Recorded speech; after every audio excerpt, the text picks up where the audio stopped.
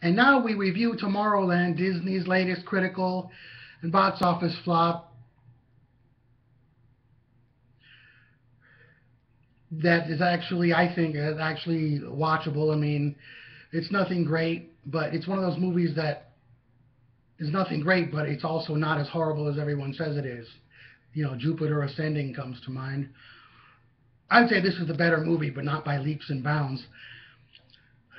Of course, the title, like with Pirates of the Caribbean, it just ties in with an existing Disney attraction, and just in name only. Tomorrowland in the movie kind of symbolizes all the wonders that you could ever dream of if we're willing to make a better future instead of waiting around and taking the possible end of the world for granted. That's pretty much the basic idea of Tomorrowland. Many people complain that some of the surreal, eye-filling aspects of the movie are actually ridiculous and like that. So I kind of wondered if they weren't kind of like the naysayers that the movie kind of comes out against, the annoying people that some of us want to punch out in the movie and especially in real life.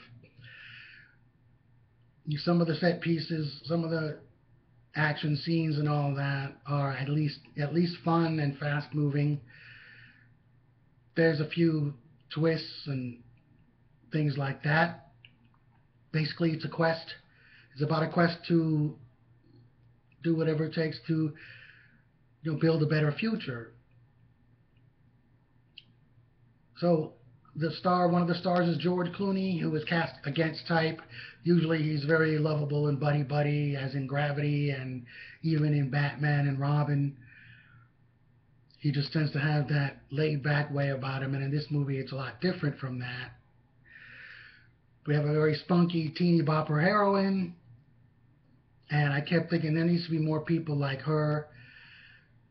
This movie talks about not giving up, not giving up, kind of like the Polar Express mentions believing, believing. And it's a very important part of the theme. There's basically there's a conflict between the dreamers and the naysayers, and which is kind of relatable to some of us. And no matter what kind of reviews or box office this movie has suffered, it's in some ways at least a sci-fi geek's dream. It's got you know nostalgic sci-fi references. It's got killer androids and disintegrating ray guns. It's got some pretty nice action scenes.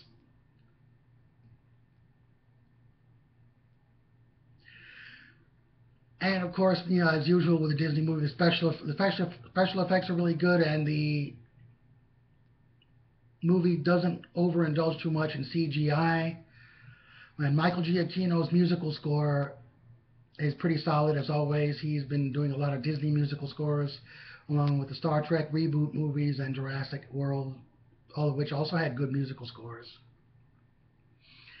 So he has shaped up to be, a pretty high caliber film music composer.